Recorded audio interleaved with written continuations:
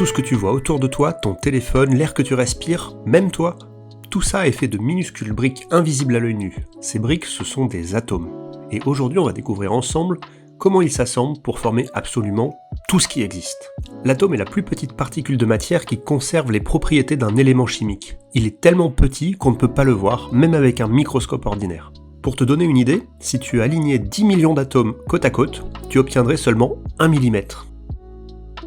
L'atome est constitué de deux parties principales, le noyau au centre, qui contient des protons chargés positivement, et des neutrons, qui sont électriquement neutres, et les électrons qui gravitent autour du noyau et qui sont chargés négativement. Dans un atome, le nombre de protons est toujours égal au nombre d'électrons.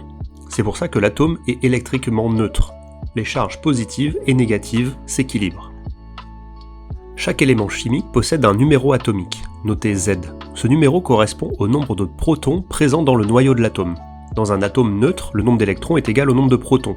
Mais le noyau d'un atome ne contient pas que des protons, il contient aussi des neutrons. Le nombre de nucléons, noté A, correspond au nombre total de particules dans le noyau. A, c'est le nombre de protons plus le nombre de neutrons. Par exemple, l'hydrogène a Z égale 1, donc 1 proton, et A égale 1, donc 1 nucléon, c'est-à-dire qu'il n'y a que un seul proton. Pour le carbone, Z égale 6, donc il a 6 protons, et A égale 12. Il y a 12 nucléons, donc il y a 6 protons et 6 neutrons. Pour l'oxygène, Z égale 8, donc il a 8 protons, et A égale 16, il a au total 16 nucléons, donc il a 8 protons, plus 8 neutrons. Le tableau périodique des éléments organise tous les éléments chimiques connus selon leurs propriétés. Chaque élément y est représenté par un symbole chimique, avec une ou deux lettres, un numéro atomique Z, et souvent un nombre de nucléons noté A. La première lettre du symbole est toujours en majuscule, la seconde, s'il y en a une, est en minuscule. On rappelle Z indique le nombre de protons et A indique le nombre de nucléons, les protons plus les neutrons. Voici quelques éléments importants à connaître. L'hydrogène, qui est l'élément le plus simple et le plus léger, a Z égale 1, donc 1 proton, et 1 électron. Le carbone, qui est essentiel à la matière vivante, a 6 protons et 6 électrons. L'oxygène, indispensable à la respiration, a 8 protons et 8 électrons. L'azote, qui constitue une grande partie de l'air, a 7 protons et 7 électrons. Le fer, qui est un métal très utilisé, a 26 protons et 26 électrons. Le cuivre, qui est un excellent conducteur électrique, a 29 protons et 29 électrons. Et le chlore, utilisé pour désinfecter l'eau, a 17 protons et 17 électrons. Maintenant, qu'est-ce qu'un ion ? Un ion est un atome qui a perdu ou gagné un ou plusieurs électrons. Du coup, il n'est plus électriquement neutre, il porte une charge électrique.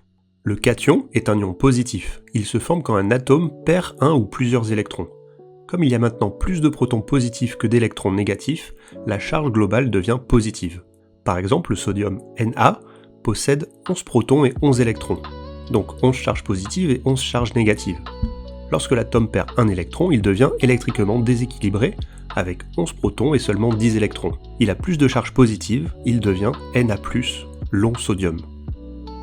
L'anion est un ion négatif. Il se forme quand un atome gagne un ou plusieurs électrons. Il y a maintenant plus d'électrons que de protons, donc la charge devient négative. Par exemple, le chlore a 17 protons et 17 électrons.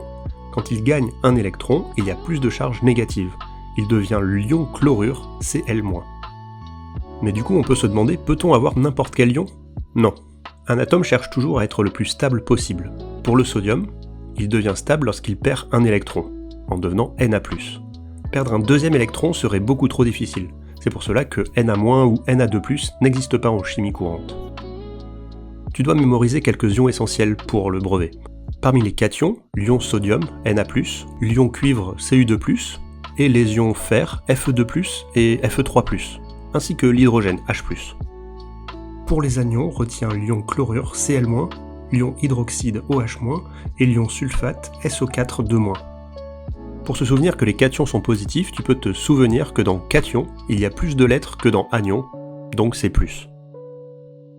Une molécule est un assemblage d'au moins 2 atomes liés entre eux. Ces atomes peuvent être identiques ou différents. Imagine des Lego. Chaque brique seule, c'est un atome, mais quand tu les assembles, tu crées quelque chose de nouveau, une construction. C'est pareil pour les molécules. Chaque molécule possède une formule chimique qui indique quels atomes la composent et en quelle quantité. Dans une formule, le petit chiffre en indice, placé en bas à droite d'un symbole, indique le nombre d'atomes de cet élément dans la molécule. S'il n'y a pas de chiffre, c'est qu'il n'y a qu'un seul atome. Voici les molécules essentielles pour le brevet. L'eau, de formule H2O, 2 atomes d'hydrogène pour 1 atome d'oxygène. Le dioxygène, de formule O2, 2 atomes d'oxygène, c'est le gaz que tu respires. Le diazote, de formule N2, avec 2 atomes d'azote, il compose 78% de l'air. Le dioxyde de carbone, de formule CO2, 1 atome de carbone pour 2 atomes d'oxygène. C'est aussi un gaz que tu respires. Le méthane, de formule CH4, 1 atome de carbone et 4 atomes d'hydrogène. C'est un gaz naturel. Et un autre exemple, le glucose, plus compliqué, de formule C6H12O6, c'est une molécule qui te donne de l'énergie. Récapitulons les points essentiels. L'atome est la plus petite particule de matière.